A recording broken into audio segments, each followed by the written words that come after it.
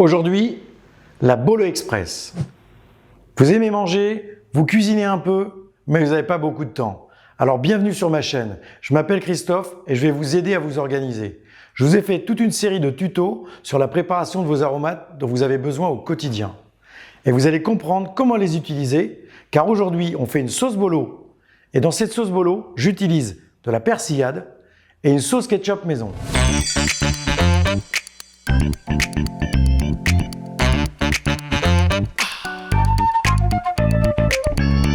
Je vous ai préparé la sauce bolognaise pour une personne. Vous aurez besoin de 50 g de viande de bœuf hachée, de 50 g de tomates concassées ou tomates fraîches, de 60 g de pâtes crues, qui va vous donner 100 g de pâtes blanchies. Moi, je vous ai blanchi les pâtes, je vous expliquerai pourquoi.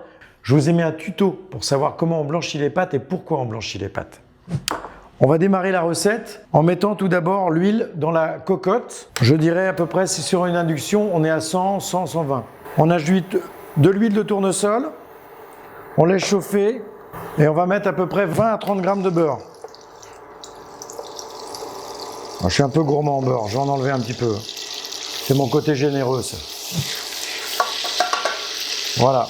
Une fois que le beurre est bien mousseux, vous ajoutez votre viande hachée. Alors c'est là la partie un petit peu plus délicate quand on fait une bolo.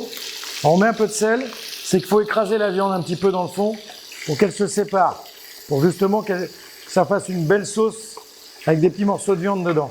Vous voyez, contrairement à ce qu'on pourrait croire, là, normalement, dans la vraie recette, vous allez avoir les oignons, le persil, l'ail. Et bien aujourd'hui, je vais vous ajouter ma fameuse huile en persillade. Donc là, comme c'est pour une personne, on va mettre une petite pointe.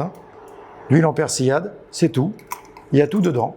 On n'a pas besoin d'en rajouter. On va ajouter également un peu de ketchup maison. Là, le ketchup maison, il est un peu épicé et un peu fumé. C'est ça qui va vraiment faire une petite bolo très sympa. Je rajoute 2 cuillères de ketchup. Et je termine par ma concassée de tomates. Cette préparation-là, vous allez mettre ça à mijoter. Donc là, c'est pour une personne, donc forcément, c'est un peu plus court. On aurait une bolo pour 4-5, il faudrait compter 15-20 minutes. Mais là, je pense que 10 minutes, ça suffira. On va laisser cuire pendant 10 minutes et on se retrouve.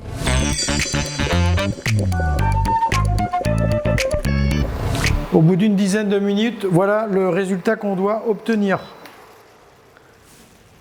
Une bolo, une sauce bolognaise, bien onctueuse. J'ai pas hésité à remettre un peu d'eau tout au long de la cuisson. Voilà, la viande s'est bien détachée. La tomate que j'avais mis en concassé a fini de cuire. Je vérifie un peu assaisonnement, sel et poivre. Et maintenant, je vais finir la cuisson de mes pâtes. Puisque mes pâtes sont juste blanchies, elles vont maintenant se gorger de toute la sauce, d'où l'intérêt de les faire blanchir juste avant pour vraiment avoir une pâte qui a le goût dans lequel elle baigne. Il y en a à peu près pour 2 minutes. On se retrouve dans 2 minutes. Voilà, au bout de 2 minutes, voilà, on a nos macaronis qui ont bu tout le bouillon, ou quasiment, de cuisson.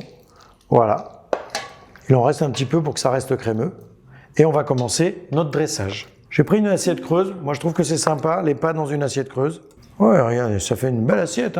Je me suis permis de garder quelques morceaux de tomates concassés. Voilà, bien rouges.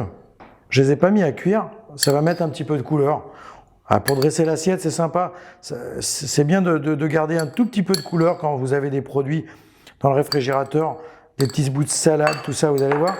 C'est pas grand-chose, mais une assiette, quand elle est belle, on a envie de la manger. Donc ça, c'est très important.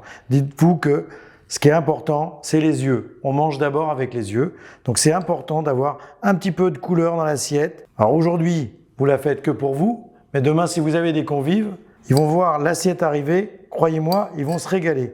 Je me suis permis également de faire une petite tuile de fromage. Alors la tuile de fromage, c'est très simple à effectuer. Vous prenez une pincée de fromage râpé que vous déposez sur une plaque avec un papier sulfurisé, vous enfournez à 150-160 degrés, cuisson 10 minutes, surveillez quand même. Et vous avez une belle tuile de fromage. Alors on ne mettra pas de fromage râpé aujourd'hui, on mettra une belle tuile de fromage. Ça donnera un petit peu d'originalité à notre plat. Et voilà. Et là, vous avez un plat de macaroni, voilà, comme si vous étiez dans un petit restaurant italien.